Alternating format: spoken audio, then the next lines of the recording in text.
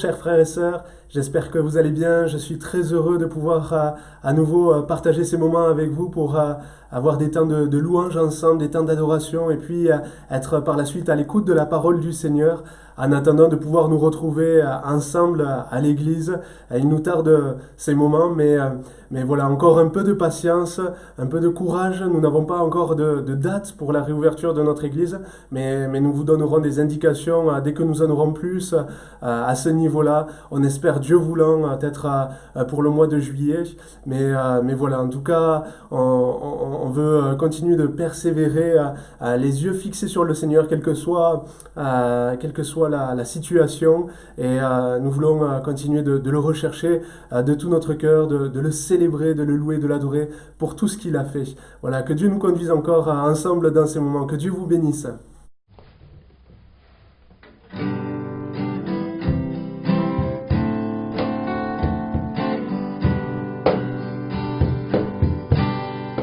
Ce qu'il vit, je n'ai rien à craindre, mes lendemains sont assurés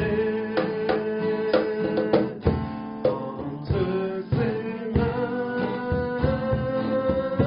Il tient ma vie pour ce temps et l'éternité, je sais qu'il vit, parce qu'il vit, je n'ai rien à craindre, mes lendemains sont assurés entre ses mains. Il tient ma vie pour ce temps et l'éternité, je sais qu'il vit, pour ce temps et l'éternité, je sais qu'il vit.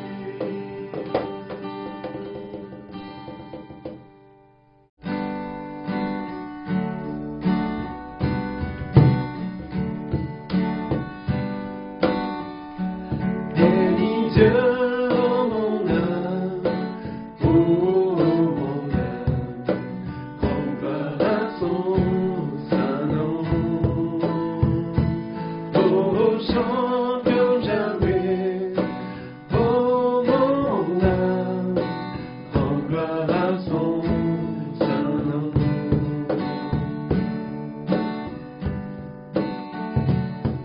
Voici l'aurore, l'aube d'un nouveau jour.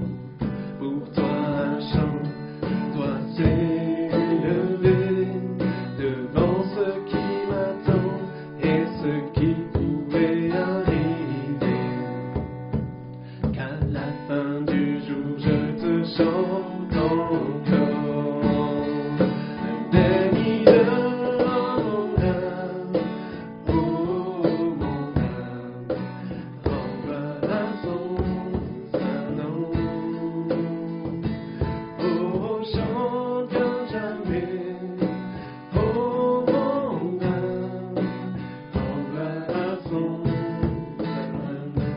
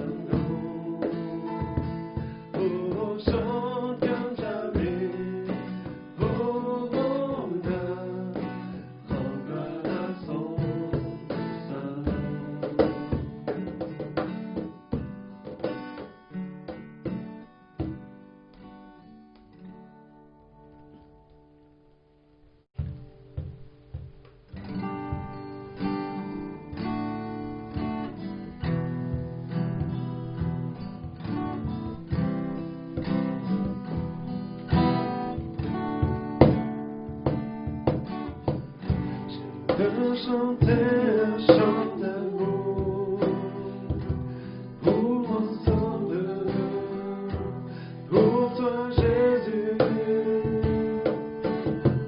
Merci pour ce que tu as fait. Tu es si précieux, Jésus mon Sauveur.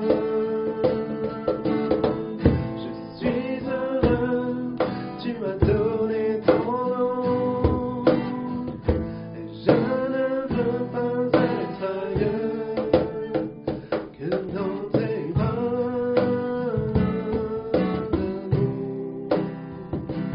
dans tes bras d'amour, tout près de toi, contre ton cœur, dans tes bras d'amour.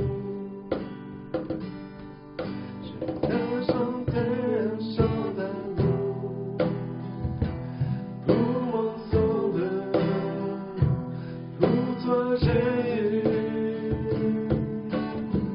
Merci pour ce que tu as fait. Tu es si précieux, Jésus mon Sauveur. Je suis heureux, tu m'as donné ton nom. Je ne veux pas être ailleurs que dans tes bras d'amour, dans tes bras d'amour, dans tes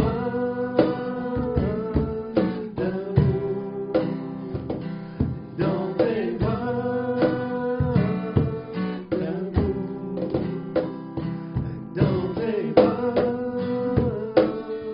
d'amour, tout près de toi, contre ton cœur, dans tes bras d'amour. Amen, gloire à Dieu, béni soit notre Seigneur. Voilà, je vous invite maintenant à ouvrir le Saint-Livre, la Bible, dans l'Apocalypse. Apocalypse, nous allons lire chapitre 2, verset 1er. Apocalypse, chapitre 2, verset 1er. Écrit à l'ange de l'église d'Éphèse. Voici ce que dit celui qui tient les 7 étoiles dans sa main droite, celui qui marche au milieu des 7 chandeliers d'or. Je connais tes œuvres, ton travail et ta persévérance. Je sais que tu ne peux supporter les méchants, que tu as éprouvé ceux qui se disent apôtres et qui ne le sont pas, et que tu les as trouvés menteurs, que tu as de la persévérance, que tu as souffert à cause de mon nom, et que tu ne t'es point lassé. Mais ce que j'ai contre toi, c'est que tu as abandonné ton premier amour. Souviens-toi donc d'où tu es tombé. Repens-toi et pratique tes premières œuvres, sinon je viendrai à toi et j'ôterai ton chandelier de sa place, à moins que tu ne te repentes. Amen. Dans ce passage, nous voyons la situation de l'église d'Éphèse. Et c'est Dieu, c'est Jésus-Christ qui parle à cette église. Et nous voyons que Dieu va indiquer, Jésus-Christ va indiquer ce qu'il y a de bien dans cette église et ce qu'il y avait à corriger, à rectifier. Vous savez, dans ce monde, il y a ce proverbe, l'amour rend aveugle. Mais l'amour de Dieu, l'amour dont il nous aime n'est pas un amour aveugle. Non, non. L'amour de Dieu est très clairvoyant, est très avisé. Et Dieu voit tout, il sait tout, il connaît tout. Il n'est pas là que pour nous reprendre. Il ne voit pas que les choses négatives dans notre vie. Il voit ce qu'il y a de bien, il voit ce qu'il y a de positif. Et il sait nous le dire pour nous encourager. Mais il sait aussi nous montrer ce que nous avons besoin de rectifier, ce qui fait surtout obstacle entre lui et nous. Et c'est vraiment ce qu'il ne veut pas, voilà, qu'il y ait une séparation entre lui et nous. Il veut vraiment qu'il y ait toujours cette communion. Et c'est pour cela qu'il nous parle, qu'il nous éclaire, qu'il nous interpelle, comme il l'a fait vis-à-vis de cette Église. Et dans cette situation, donc, nous voyons que Jésus va dire plusieurs bonnes choses sur cette Église. Il va leur dire, je connais tes œuvres, ton travail, ta persévérance. Vous voyez, il n'y avait pas que de la théorie dans l'église d'Éphèse. Il y avait vraiment des œuvres, il y avait une mise en pratique, il y avait vraiment des services qui se faisaient, un travail. Et ils avaient de la persévérance. Il va leur dire aussi qu'ils avaient du discernement. Ils savaient voir qui étaient ceux qui étaient dans le mensonge, dans la vérité, qui étaient les bons apôtres, les mauvais, qui étaient les bons bergers, les bons pasteurs, les mauvais pasteurs. Ils avaient du discernement et ils avaient de la persévérance. Ils avaient souffert à cause du nom de Jésus, mais il va leur dire qu'ils ne s'étaient point lassés. C'est vraiment toutes ces attitudes, tous ces points, c'est vraiment, moi je trouve, un très bon témoignage. J'aimerais que Dieu puisse en dire autant de moi quand je me retrouverai devant lui. Mais à partir du verset 4, il y a un mais. Mais ce que j'ai contre toi, c'est que tu as abandonné ton premier amour. Souviens-toi donc d'où tu es tombé. Repens-toi et pratique tes premières œuvres. Voilà ce que Jésus-Christ va dire à cette Église. Cette Église avait vraiment un service, ils étaient engagés, ils avaient de la persévérance, ils ne s'étaient pas lassés. Vraiment, il y avait tout un fonctionnement qui était là, mais il n'y avait plus un cœur entier pour Dieu, un cœur entier pour Jésus. Jésus n'était plus aimé comme il aurait dû l'être dans cette Église. Et je me suis posé cette question vis-à-vis de nous. Et nous, qu'en est-il ? Est-ce que nous, Église de Jésus-Christ, est-ce qu'il y a aussi dans notre cœur cet amour, ce premier amour toujours pour lui ? Dieu encore peut nous poser cette question, m'aimes-tu ? Cette question que nous trouvons dans la Bible, Dieu peut encore nous la poser. Il peut la poser à l'Église d'une manière générale, à l'Église universelle. Il peut la poser aussi à une Église locale en particulier, comme là, vis-à-vis, c'était concernant l'Église d'Éphèse, même si ça parle aujourd'hui à toutes les Églises. Mais ça nous montre que Dieu peut adresser un message aussi en particulier à une Église. Et pour nous, qu'en est-il ici au niveau de l'église de Sarlat? Est-ce qu'il y a toujours ce premier amour, vraiment cet amour, cet attachement à Dieu, cet attachement à Jésus-Christ? Est-ce que nous aimons toujours Jésus de tout notre cœur dans l'église ici à Sarlat? Il peut poser encore cette question à chacun d'entre nous, bien sûr, chrétiens, d'une manière particulière, individuelle. M'aimes-tu? Où est-ce que nous en sommes vis-à-vis de cet amour, l'amour de Dieu? Il est écrit dans Matthieu chapitre 24, verset 12, « De nombreux faux prophètes surgiront. » C'est Jésus qui parle et il parle de la fin des temps, de ce qui se passera à la fin des temps. « De nombreux faux prophètes surgiront et ils entraîneront beaucoup de gens dans l'erreur. Et comme les gens vivront de plus en plus, sans foi ni loi, et que le mal fera des progrès constants, l'amour du plus grand nombre se refroidira. Mais celui qui tiendra ferme jusqu'au bout sera sauvé. » Amen. Celui qui tiendra ferme jusqu'au bout, celui qui tiendra ferme dans l'amour pour Dieu, dans l'amour pour Jésus-Christ, dans l'amour pour sa parole, dans l'amour de la vérité sera sauvé.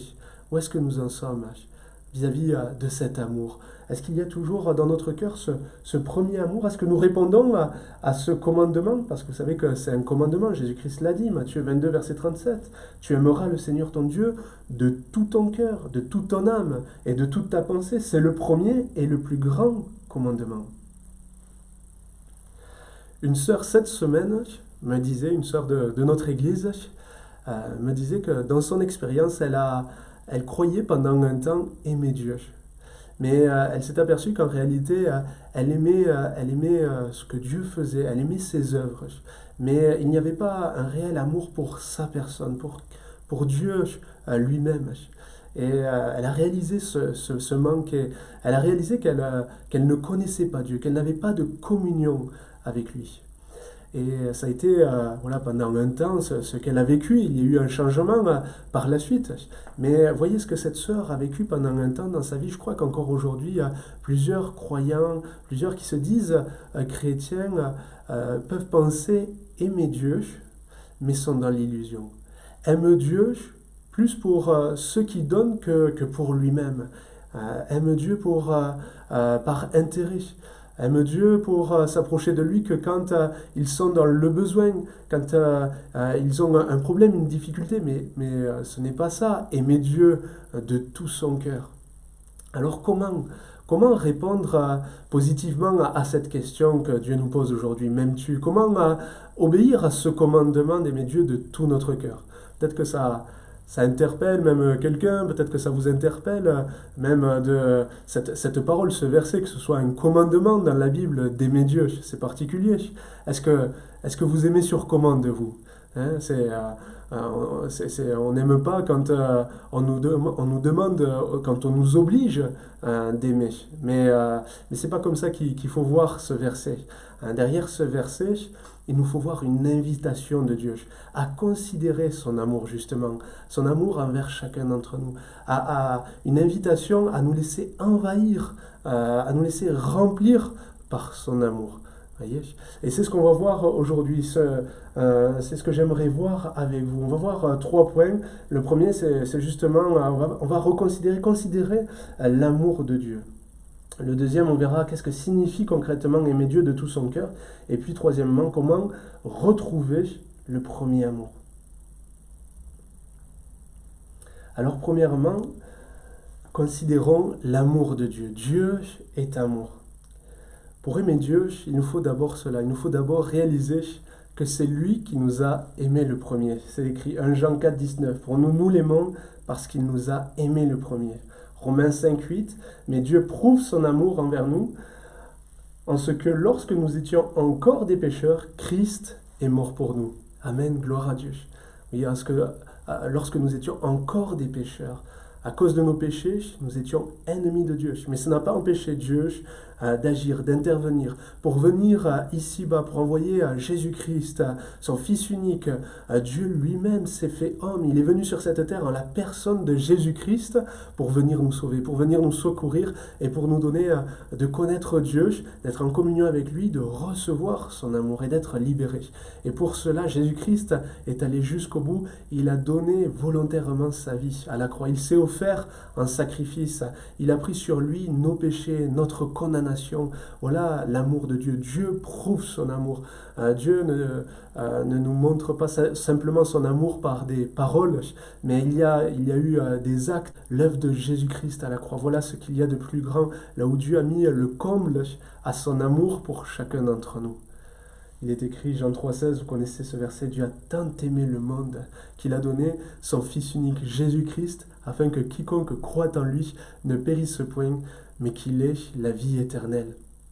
Dieu a tant aimé le monde et il nous aime tant encore aujourd'hui, quelle que soit notre situation. Voilà pourquoi nous aimons Dieu. Comme le dit le Cantique des Cantiques, chapitre 1er, verset 4, c'est avec raison que l'on t'aime. Quand on réalise cela, ces versets, l'œuvre de Dieu, l'œuvre de Jésus-Christ, c'est avec raison que l'on t'aime. Nous aimons Dieu parce qu'il nous a touchés, parce qu'il a bouleversé nos cœurs, parce qu'il a bouleversé nos vies. Nous aimons Dieu parce qu'il nous a touchés par son amour, sa grâce, sa patience, sa miséricorde. Il nous a sauvés, il nous a libérés. Moi, je peux le dire vraiment, pour ma part, en tout cas, avec conviction. Il a changé ma vie. Il m'a transformé, il a guéri mon cœur brisé, il m'a rempli de sa paix, il m'a rempli de sa joie, il m'a donné cette espérance vivante, merveilleuse, glorieuse, qu'un jour je serai avec lui pour l'éternité. Oui, c'est avec raison, c'est avec toutes ces raisons et bien plus encore que l'on aime Dieu. Et Dieu est celui qui veut encore nous donner cette révélation, oui, de son amour, pour nous donner, de nous remplir de son amour. Parce qu'on ne peut pas aimer Dieu par nous-mêmes. On ne peut pas aimer Dieu avec nos propres sentiments. Parce que nos propres sentiments, notre amour à nous, nous savons, il est bien faible, il est bien limité. Mais même pour aimer Dieu, nous avons besoin de Dieu. Nous avons besoin de l'action de Dieu, l'action de son esprit dans nos cœurs pour transformer nos cœurs et déposer son amour pour l'aimer. Parce que notre amour à nous, sinon nos propres sentiments, ils sont entachés à cause du péché. Et c'est pour cela que nous avons besoin de cette révélation de l'amour de Dieu, l'œuvre de Jésus-Christ à la croix. C'était pour nous, c'était pour vous, c'était pour moi. Vraiment, réalisons l'œuvre que Dieu a fait, son amour pour chacun d'entre nous, que nous puissions nous en saisir, que nous puissions le recevoir. Et c'est ce qui fait qu'après cela, oui, nous pourrons aimer Dieu de tout notre cœur, de toute notre âme, de toute notre force et de toute notre pensée. L'aimer d'une manière qui lui plaise, l'aimer d'une manière qui lui soit vraiment agréable. C'est en passant cette étape, en réalisant sa grâce, son amour, en l'acceptant pour notre vie, en acceptant, en recevant Jésus-Christ, que nous pourrons aimer Dieu de tout notre cœur. Et donc, une fois cette étape passée, plus concrètement, qu'est-ce que cela signifie? Qu'est-ce que signifie aimer Dieu de tout son cœur? C'est mon deuxième point. Aimer Dieu de tout son cœur implique le don de sa vie, le don de son cœur, remettre notre vie entre les mains de Dieu. Voilà ce que ça signifie, aimer Dieu de tout notre cœur. Et remettre sa vie entre les mains de Dieu signifie qu'on lui remet notre vie entière, lui remet notre temps, notre emploi du temps, qu'on lui remet voilà, nos projets, nos ambitions. C'est ça, aimer Dieu de tout son cœur. Et aimer Dieu de tout son cœur implique aussi qu'on lui remet notre argent, qu'on lui demande vraiment sa volonté sur l'utilisation de notre argent. C'est ça, aimer Dieu de tout son cœur. Aimer Dieu de tout son cœur signifie qu'on recherche la volonté de Dieu dans tous les domaines de notre vie. Et donc, aimer Dieu de tout son cœur nous amène par la suite à avoir des conséquences concrètes dans notre quotidien. J'en ai noté quelques-unes. Par exemple, aimer Dieu de tout son cœur signifie aimer prendre du temps avec lui, aimer sa présence pour mieux le connaître. Comment puis-je dire que j'aime Dieu si mon cœur n'est pas vraiment tourné vers lui, si je prie que rarement, que très courtement? Plusieurs croyants ne prennent pas le temps de chercher Dieu pour se tenir à ses pieds, pour simplement se tenir dans sa présence. Comme je le disais tout à l'heure, plusieurs peuvent chercher Dieu par intérêt et vont vers lui que quand ça va mal pour lui demander. Mais aimer Dieu signifie voilà, savoir aussi prendre du temps dans sa présence sans forcément débiter toutes sortes de paroles, de vaines redites, de vaines prières, mais savoir s'arrêter dans sa présence pour être à son écoute. Rappelez-vous de ce passage dans la Bible avec Marthe et Marie. Marthe qui, alors que Jésus était arrivé dans sa maison, s'agitait, s'inquiétait, elle était voilà, affairée à toutes sortes de soins, de besoins au niveau des soins domestiques. Et tandis que Marie, elle, a choisi de se tenir aux pieds de Jésus. Et Jésus va dire à Marthe, Marthe, Marthe, tu t'inquiètes et tu t'agites pour beaucoup de choses. Une seule chose est nécessaire. Marie a choisi la bonne part. Et mes frères et sœurs, c'est vraiment ce que j'aimerais vous encourager à faire, à choisir dans votre quotidien la bonne part, à choisir tous les jours de vous tenir dans la présence de Dieu, dans la présence de Jésus, même si vous ne lui parlez pas, mais pour être simplement dans sa présence. Quand on aime quelqu'un, on aime être dans sa présence, on aime s'approcher de lui, on aime le rechercher pour le connaître. Eh bien, vraiment, je vous encourage à vraiment expérimenter cela dans votre quotidien. Et vous verrez, c'est un vraiment merveilleux dans la présence de Dieu, dans la présence de Jésus. C'est vraiment, oui, la bonne part. Aimer Dieu de tout son cœur signifie aimer prendre du temps avec lui, et signifie aussi aimer être à l'écoute de sa parole. Il est écrit dans Jean chapitre 5, verset 3, « Car l'amour de Dieu consiste à garder ses commandements, et ses commandements ne sont pas pénibles. » L'amour de Dieu consiste à garder ses commandements, à garder sa parole. C'est ça ce que ça signifie, l'amour de Dieu. C'est pas simplement dire à Dieu « je t'aime », aimer Dieu de tout son cœur. Mais aimer Dieu de tout son cœur signifie voilà, que j'aime prendre du temps avec lui, j'aime prendre du temps à l'écoute de sa parole, à l'écoute de sa parole quand je suis dans la prière, parce que Dieu nous parle dans la prière directement, par son esprit, être à l'écoute de sa parole en lisant la Bible, parce que la Bible est la parole de Dieu. Il nous a laissé sa parole, ce merveilleux trésor. Et comment là encore puis-je dire que j'aime Dieu de tout mon cœur si je néglige la parole de Dieu, si je la mets de côté, si je ne la lis pas? Aimer Dieu de tout son cœur implique voilà, cet attachement à la parole de Dieu. Et cette obéissance aussi à la parole, parce que c'est ce que ça signifie, garder les commandements, signifie les mettre en pratique aussi. Aimer Dieu de tout son cœur nous amène à lui obéir à sa parole pour marcher dans la vérité, pour marcher dans la sainteté, et puis pour faire ce qu'il nous demande, pour le servir. Voilà quelques-unes des conséquences d'un cœur vraiment tourné vers Dieu, d'un cœur qui aime Dieu réellement. Voilà qu'est-ce que signifie aimer Dieu de tout son cœur. Alors maintenant, comment retrouver le premier amour? Peut-être qu'il y a eu certains points au travers de ce message qui vous a interpellé, qui vous montre que peut-être que vous aussi, il y a un affaiblissement, il y a un refroidissement dans l'amour. Maintenant, comment retrouver le premier amour? Et pour retrouver le premier amour, il nous faut admettre que nous l'avons abandonné, que nous avons abandonné ce premier amour, que nous avons chuté, que nous sommes tombés. Il nous faut l'admettre, il nous faut le reconnaître et il nous faut nous repentir, demander pardon au Seigneur et nous approcher de lui, parce que son appel sera toujours le même. Encore aujourd'hui, il nous appelle à venir à lui. Venez à moi. C'est l'appel de Dieu, c'est l'appel de Jésus-Christ. Il nous appelle à reconsidérer encore son œuvre pour chacun d'entre nous, l'œuvre de Jésus-Christ à la croix, là où il a mis le comble à son amour pour nous. Et comme je le disais tout à l'heure, Dieu nous a tant aimés, mais il nous aime tant encore aujourd'hui. Même si on peut s'être égaré, voilà, même s'il y a pu avoir un affaiblissement, un refroidissement, l'amour de Dieu, lui, est toujours le même. Il est constant, il est sans faille, il est parfait. Et même si nous avons pu prendre un certain recul, il y a toujours ce regard de Dieu, ce regard de Jésus posé sur chacun d'entre nous, ce regard rempli d'amour. Dieu nous appelle à venir, à revenir à lui de tout notre cœur. Quelqu'un a dit « Aimer, c'est penser à ». Et dans la Bible, nous trouvons plusieurs versets qui nous poussent à penser à Dieu, à nous souvenir de ce qu'il a fait, de ses prodiges, de ses miracles, à nous souvenir de sa parole, à ne pas l'oublier, à ne pas oublier Dieu lui-même, à ne pas oublier sa présence, à nous souvenir de Jésus-Christ. Souviens-toi de Jésus-Christ. Et il y a ce cantique, je ne sais pas si vous le connaissez, mais un cantique que j'aime beaucoup qui dit « Si j'oubliais Gethsémane, si j'oubliais ton agonie, si j'oubliais ton grand amour, conduis-moi au calvaire. Que jamais je n'oublie, ô Dieu, ton amour si merveilleux.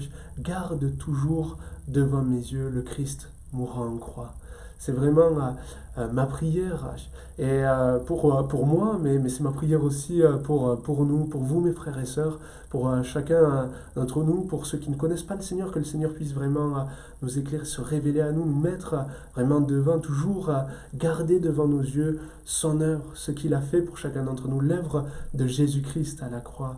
Oui, aimer, c'est penser à.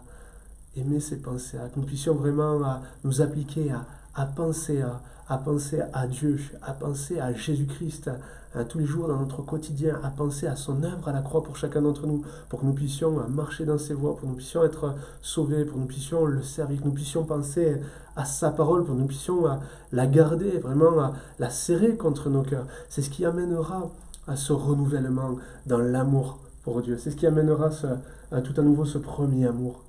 Et puis, pour retrouver le premier amour, il y a des choix à faire. Nous l'avons vu, pratique de nouveau tes premières œuvres. Et le Seigneur nous appelle à choisir aussi de pratiquer ces premières œuvres. Rappelez-vous, quand vous êtes tourné vers le Seigneur, après votre engagement, votre baptême, ce zèle qui vous animait pour vous tenir dans la présence de Dieu, pour le louer, pour l'adorer, pour lui rendre grâce, pour lire sa parole, pour prier, pour ceux qui vous entourent, pour servir, pour faire du bien partout autour de vous. Et pratiquez vos premières œuvres, pratiquez ces premières œuvres. Et puis, il y a des choix à faire aussi vis-à-vis des choses du monde, parce qu'il est écrit dans Jacques chapitre 4, verset 4, « Adultères que vous êtes, ne savez-vous pas que l'amour du monde est inimitié contre Dieu? Celui donc qui veut être ami du monde se rend ennemi de Dieu. » On ne peut pas aimer le monde et aimer Dieu. Aimer Dieu ne signifie pas qu'on ne doit rien aimer dans le monde, qu'il n'y a aucun plaisir, qu'on doit refuser tout plaisir, tout bien-être dans ce monde. Il nous faut bien faire attention à ce verset. On peut avoir dans ce monde, dans notre vie ici-bas, bien sûr, des temps de détente, des temps de loisirs. On peut avoir vraiment des temps de repos et des projets vraiment de toutes sortes pour notre vie, des projets de construction, de maison, des projets des projets professionnels, des projets au niveau des études, et tout cela, c'est bon. Tant qu'on le remet entre les mains de Dieu, tant qu'on soumet tout cela à Dieu et qu'on se soumet surtout à sa volonté. Il n'y a aucun mal à faire des projets, à avoir tout cela, même des projets de voyage. mais il nous faut faire attention à ne pas avoir un amour plus pour les choses du monde, les choses d'ici-bas, les choses terrestres, les choses qui sont liées qui sont temporaires et éphémères. Il nous faut vraiment veiller à toujours garder cet amour premièrement pour Dieu, pour les choses de Dieu, les choses d'en haut, les rechercher vraiment ce qui vient de Dieu et ce qui est éternel, ce qui a une véritable valeur. Parce que l'amour de Dieu, voilà, l'amour du monde est inimitié, est opposé à l'amour de Dieu. Là où est ton trésor, là aussi sera ton cœur.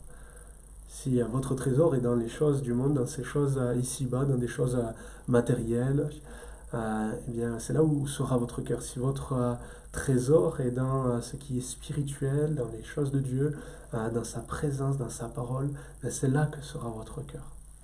Là où est ton trésor, là aussi sera ton cœur.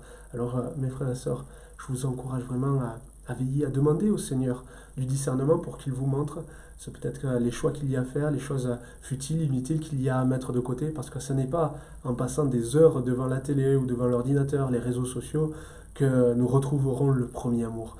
Surtout quand voilà, on est interpellé par sa parole, et qu'on réalise qu'il y a un décalage, il y a des moments où il nous faut vraiment savoir mettre tout cela de côté. Je ne dis pas qu'il ne faut pas voilà, utiliser, regarder la télé, Internet, tout cela. On peut, encore une fois, utiliser avoir ces loisirs et utiliser tous ces moyens, ces technologies qu'on a voilà, aujourd'hui. Mais il nous faut vraiment savoir réaliser ce qu'il y a de plus important. Mais comme je l'ai dit, quand on réalise s'il y a un décalage avec ce que Dieu nous montre dans sa parole, il y a des moments où il nous faut savoir voilà, éteindre, couper avec les choses futiles, inutiles, pour nous tenir à genoux dans la présence de Dieu et implorer sa grâce pour qu'il y ait ce renouveau, ce renouvellement dans nos cœurs. Parce que vraiment, veillons, il y a ces tendances, il y a ces influences qui amènent un refroidissement, comme on l'a vu à la fin des temps. C'est ce qui se passe, c'est ce qui se passera, c'est ce qui va continuer de se passer, un refroidissement dans l'amour. Mais mes frères et sœurs, soyons vigilants pour aimer Dieu comme il se doit, pour l'aimer de tout notre cœur, pour l'aimer avec toujours ce premier amour. Alors mes frères et sœurs, vraiment, je vous encourage. Gardons cet attachement à Dieu, cet attachement à Jésus-Christ, cet attachement à son œuvre à la croix, cet attachement à sa parole. Réalisons l'amour de Dieu pour chacun d'entre nous. Réalisons qu'il n'y a pas de différence dans l'amour de Dieu. J'ai une pensée pour quelqu'un peut-être qui regarde cette vidéo et qui pense que Dieu l'aime moins. Mais Dieu ne vous aime pas moins. Peut-être que c'est ce que vous dites en regardant autour de vous, en regardant peut-être des frères et sœurs qui, à vos yeux, peut-être peuvent paraître plus bénis que vous. Peut-être qu'en vous comparant à des personnes dans votre famille, dans votre entourage, vous vous sentez moins aimé de Dieu. Mais c'est faux, c'est un mensonge. L'amour de Dieu est le même pour chacun d'entre nous. Dieu n'a pas de chouchou, Dieu n'a pas de préféré. Il nous aime tous de la même manière. Quand on regarde Jésus-Christ à la croix, on a la preuve. Regardez l'œuvre de Jésus-Christ à la croix et vous aurez la preuve que Dieu vous aime, qu'il vous a tant aimé. Ne vous comparez pas. Ça, c'est un piège. Ne vous comparez pas. Mais imitons la foi de ces hommes, de ces femmes de Dieu que nous voyons dans la Bible qui ont su s'approcher du cœur de Dieu. Nous pouvons nous aussi vraiment faire cette expérience et cette merveilleuse expérience pour être tout près du cœur de Dieu. Alors vraiment, mes frères et sœurs, que Dieu vous bénisse. Apportons encore au Seigneur nos vies, nos cœurs. Remettons-lui tout entre ses mains. Mon fils, ma fille, donne-moi ton cœur. Voilà encore ce que le Seigneur nous appelle à faire pour être prêt quand il reviendra, pour qu'il n'y ait aucun obstacle entre lui et nous. Voilà, que le Seigneur vous bénisse. À très bientôt.